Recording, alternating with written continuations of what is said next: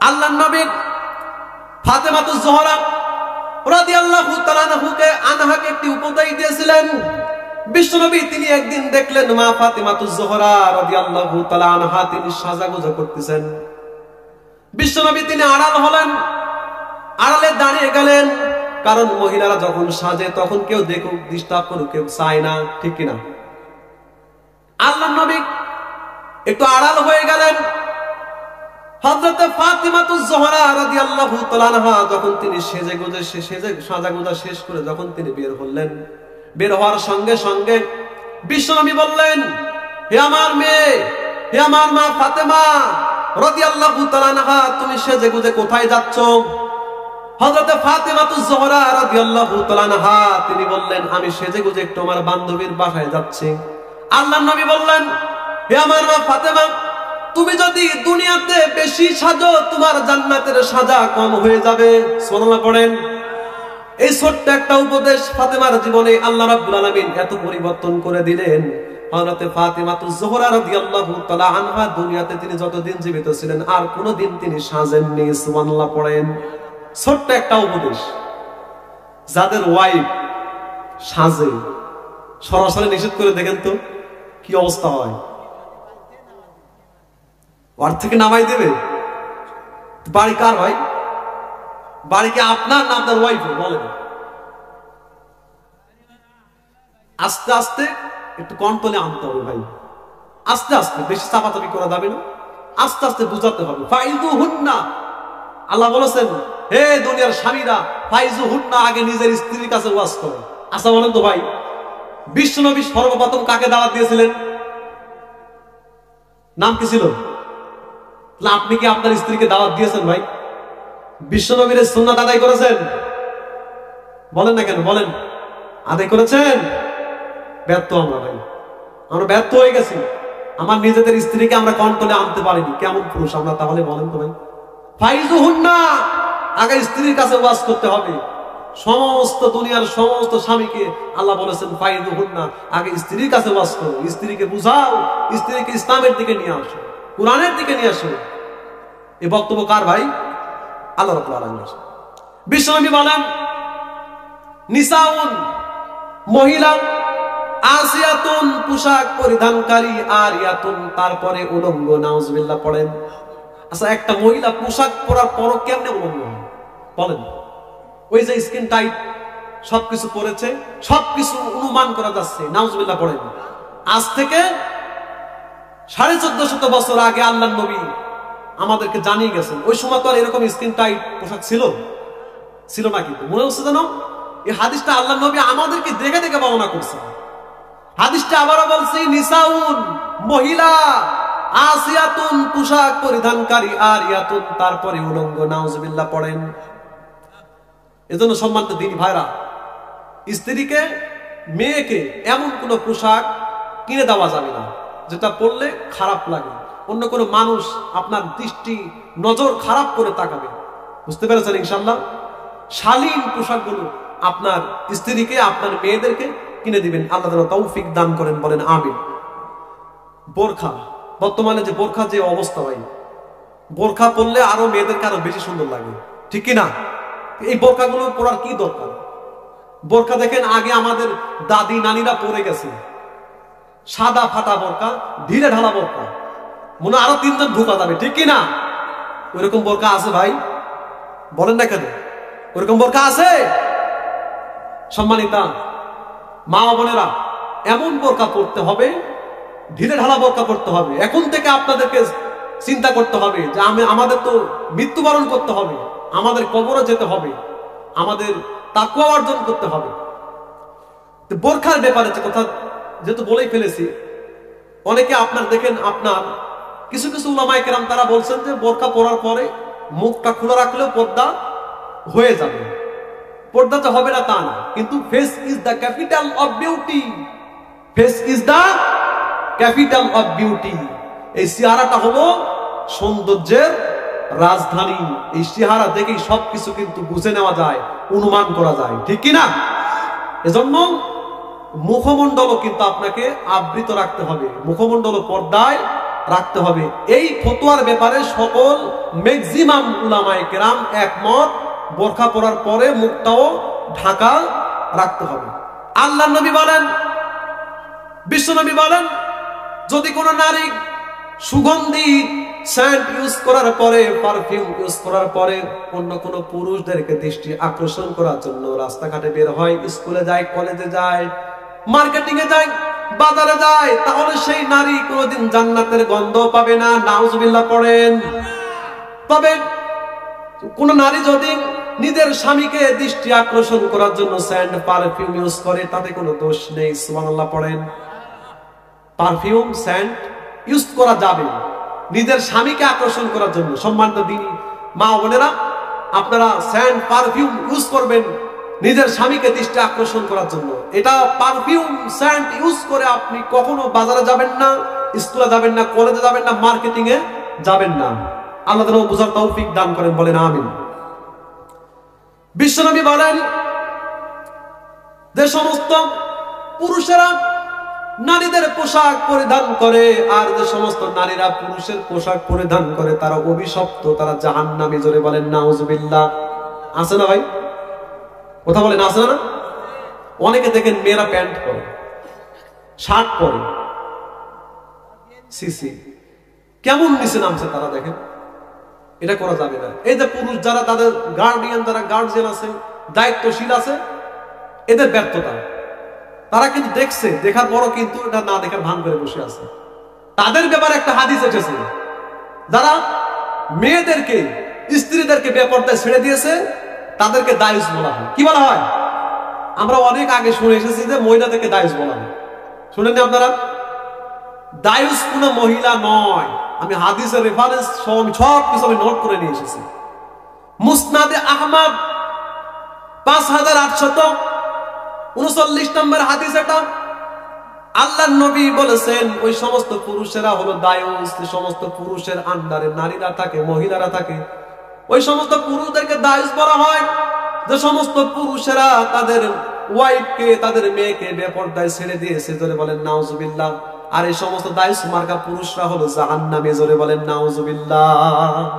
তাহলে দায়ুস কোনো মহিলা না, দায়ুস হলো পুরুষ। আপনার আন্ডারে আপনার ওয়াইফ আছে, আপনার মেয়ে আছে, এদেরকে শালীন পোশাক পরাইতে হবে, বেপরদায় ছেড়ে যাওয়া যাবে না। তো তাতে বেপরদায় ছেড়ে দেন, তাহলে আপনি দায়ুস, আপনি জাহান্নামে যাবেন। নাউজুবিল্লাহ পড়েন। তিরমিজির বর্ণনায় হাদিস এসেছে, আল্লাহর নবী বলেছেন, যদি কোনো নারী যদি বেপরদার কারণে জাহান্নামে যায়, তাহলে 4 জনকে সাথে নিবে। জোরে বলেন নাউজুবিল্লাহ। হাদিসের 1 নাম্বার পয়েন্ট হলো, যদি কোনো নারী আপনার বেপরদার কারণে জাহান্নামে যায়, 1 নম্বরে আপনার নিবে পিতাকে। জোরে বলেন নাউজুবিল্লাহ। হয়তোবা কোনো মানুষ এখানে আছেন, কারো না কারো পিতা, ঠিক কিনা? 2 নম্বরে বেপরদার কারণে যদি কোনো নারী জাহান্নামে যায়, বড় ভাইকে সঙ্গে নেবে। জোরে বলেন নাউজুবিল্লাহ। বড় ভাইরা সাবধান হয়ে যান, বোনদেরকে পর্দায় রাখেন। আল্লাহ যেন তৌফিক দান করেন, বলেন আমিন। 3 নম্বরে স্বামীকে নিবে। কারো না কারো আমরা স্বামী অবশ্যই, ঠিক কিনা? এজন্য সম্মানিত দিনী ভাইরা, আপনার ওয়াইফদেরকে আপনারা পর্দায় রাখবেন। আল্লাহ যেন তৌফিক দান করেন, বলেন আমিন। 4 নম্বরে বড় ছেলেকে নিবে। কারো না কারো কিন্তু আমরা বড় ছেলেও, ঠিক কিনা? 4 জনের মধ্যে কিন্তু আমরা সবাই কিন্তু পড়ে যাচ্ছি। হয় আমরা কারো না কারো পিতা, কোনো না কোনো মেয়ের পিতা, কোনো না কোনো মেয়ের স্বামী, কোনো না কোনো মেয়ের বড় ভাই, কোনো না কোনো মেয়ের বড় ছেলে। তাহলে কোথায় যাচ্ছে আমরা একটু চিন্তা করে দেখেন। আমরা কিন্তু ধ্বংসের দ্বার প্রান্তরে পৌঁছে গেছি ভাই। এজন্য আমাদেরকে খেয়াল করে চলতে হবে, নারীদেরকে পর্দা রাখতে হবে। এটা ছাড়া কোনো উপায় নেই। এই যে ইফটিজিংটা, এই ইফটিজিং জেনা কিন্তু প্রথমে নারীদের কারণেই ঘটে। তাদের কারণে ঘটে। এটা কিন্তু আমার কোনো কথা নয়, কোরআনের কথা। আল্লাহ রাব্বুল আলামিন বলেন, আয-যানিয়াতু ওয়াজ-যানি ফাজলিদু কুল্লা ওয়াহিদিম মিনহুমা মিয়াতা জালদা। আল্লাহু আকবার পড়েন। আল্লাহ রাব্বুল আলামিন কুরআনুল কারীমের 24 নম্বর সূরা, সূরাতুন নূরের 2 নম্বর আয়াতের প্রথম অংশে আল্লাহ তাআলা বলেন, আয-যানিয়াতু ওয়াজ-যানি ফাজলিদু কুল্লা ওয়াহিদিম মিনহুমা মিয়াতা জালদা। খেয়াল করে শুনেন, মনোযোগ দিয়ে শুনেন সম্মানিত মুসলমান বন্ধুগণ আমার। আল্লাহ তাআলা বলেন, কোন জেনাকারিনী অবিবাহিত নারী, অবিবাহিত পুরুষ যখন জেনা করে ধরা পড়বে, ফাজলিদু কুল্লা ওয়াহিদিন মিনহুমা বিআতা জালদা, তাদেরকে 100 করে বেত্রাঘাত করতে হবে। কয়টা করে? তাদেরকে 100 করে বেত্রাঘাত করতে হবে। বর্তমান সমাজে এমন পরিস্থিতি দাঁড়িয়ে গেছে, যখন কোন নারী অথবা পুরুষ যখন জেনা করে ধরা পড়ে, তখন তাদেরকে বিচার করা হয় টাকার বিনিময়ে। কথা বলেন ঠিক কিনা? রাত 10টার মধ্যে 12টার মধ্যে বিচারগুলো গোপনে সেরে ফেলা হয়, ঠিক কিনা? আল্লাহ বললেন মিয়াতা জালদা, যদি কোনো অবিবাহিত নারী পুরুষ জেনা করে ধরা পড়ে, তাদেরকে 100 করে বেত্রাঘাত করতে হবে। জনসমুদ্রে, জনসমুদ্রে হাজার হাজার মানুষ থাকবেন, জনসমুদ্রে জেনাকারী পুরুষ জেনাকারিনী নারীদেরকে হত্যা করতে হবে, 100 করে বেত্রাঘাত করতে হবে। আর এই যখন মনে করেন বাংলাদেশের জাতীয় মসজিদ বাইতুল মোকাররম, সেখানে যদি কোনো অবিবাহিত নারী পুরুষকে জেনা করে ধরা পড়ার পরে তাদেরকে যদি 100 করে বেত্রাঘাত করা হয়, তাহলে অসংখ্য পুরুষ কিন্তু সতর্ক হয়ে যাবে, এমনকি কিছু যুবকের স্বপ্নদোষ পর্যন্ত বন্ধ হয়ে যাবে। কথা বলেন ঠিক কিনা? আল্লাহ রাব্বুল আলামিন বলেন, ওয়ালা তা'খুযুকুম বিহিমা রাফাতুন ফি দীনিল্লাহ। আল্লাহ বলেন, এই যে জেনার শাস্তি আমি আল্লাহ রাব্বুল আলামিন আমার পক্ষ থেকে সিদ্ধান্ত নিয়েছি, রাফাতুন ফি দীনিল্লাহ, এটা হলো আমি আল্লাহ রাব্বুল আলামিনের শাস্তির বিধান। কথা বলেন ঠিক কিনা? আল্লাহ বলেন, এই যে জেনার শাস্তি আমি আল্লাহ তাআলা নির্ধারণ করে দিয়েছি, এই জেনার শাস্তি দিতে গিয়ে তোমাদের অন্তরে যেন তাদের জন্য দয়া না আসে, ভালোবাসা মহব্বত যেন সৃষ্টি না হয়, ঠিক কিনা? এমন ভালোবাসা সৃষ্টি হয় 50,000 60,000 1 লাখ টাকা নিয়ে বিচার করে দেয়। ভাই কি ভালোবাসা, ভাই কি ভালোবাসা! কোথার কথা? ফর এক্সাম্পল হিসেবে বললাম, আল্লাহ তাআলা বলেন তাবারক প্যাকেটিং হচ্ছে, তাবারক প্যাকেটিং হতে হতে কিছু ইন কুনতুম তুমিনুনা বিল্লাহি ওয়াল ইয়াউমিল আখির। আল্লাহ তাআলা বলেন হে মুমিনেরা, তোমরা যদি মুমিন হয়ে থাকো তাহলে তোমরা জেনার শাস্তিগুলো তোমরা কায়েম করবে। কথা বলেন ঠিক কিনা? যুবকদের মাহফিল দিয়েছেন আপনারা, সম্মানিত যুবক ভাইরা আমার, সকল প্রেম ভালোবাসা রিলেশনশিপ থেকে দূরে থাকতে হবে, ঠিক কিনা? দূরে থাকতে হবে না? এই ব্যাপারে কিছু কথা বলবো, শুনবেন তো ইনশাআল্লাহ যুবক ভাইরা? আল্লাহ রাব্বুল আলামিন বলেন, আর যখন কোন বিবাহিত নারী পুরুষ যখন জেনা করে ধরা পড়বে, বুখারী শরীফের, আর এই পোশাক তোমাদেরকে ওয়ারিসা, তোমাদের সৌন্দর্য বৃদ্ধি করে দিবে। জোরে বলেন সুবহানাল্লাহ। দেখেন না আপনার এই যে টেইলার্স, তারা বলে যে আমরা সুন্দর করি পোশাককে, আর পোশাক সুন্দর করে আপনাদেরকে। ওই কথাই আল্লাহ তাআলা আজ থেকে 1450 বছর আগে আল্লাহ রাব্বুল আলামিন সূরাতুল আরাফের মধ্যে আমাদেরকে জানিয়ে দিয়েছেন। আল্লাহ বললেন, হে আদম সন্তানেরা, আমি আল্লাহ তাআলা তোমাদের জন্য পোশাককে নাজিল করেছি, তোমরা পোশাক পরিধান করবে, তোমাদের এই পোশাক কি করবে? তোমাদের আব্রুকে ঢেকে রাখবে আর তোমাদের সৌন্দর্য বৃদ্ধি করবে। জোরে বলেন সুবহানাল্লাহ। শুধু তাই নয়, আল্লাহ রাব্বুল আলামিন বলেন, ওয়া লিবাসুত তাকওয়া যালিকা খায়র, আর এই লিবাসুত তাকওয়া হলো সবচাইতে গুরুত্বপূর্ণ পোশাক। তাকওয়ার পোশাক তা কতই না উত্তম। জোরে বলেন সুবহানাল্লাহ। তার মানে বোঝা গেল এই আয়াত থেকে পোশাক কিন্তু দুই রকম, একটা হলো তাকওয়ার পোশাক, আরেকটা হলো এমনি পোশাক। তাকওয়ার পোশাক কাকে বলে? আপনার সুন্নাতি লিবাসটাকে তাকওয়ার পোশাক বলা হয়েছে। ওই তাকওয়ার পোশাক পরে যদি কোনো মানুষ আপনার পাঞ্জাবি পরেছে, টুপি মাথায় দিয়েছে, দাড়ি রেখেছে, ওই অবস্থা কি সেই ব্যক্তি কোনো পাপে যেতে পারবে? বলেন বলেন। তার মানে কি বোঝা গেল? এটা হলো তাকওয়ার পোশাক, ঠিক কিনা? আবার এই পোশাক পরলে মানুষ আপনাকে সালাম জানাবে, ঠিক কিনা? তার মানে বোঝা গেল এটা তাকওয়ার পোশাক।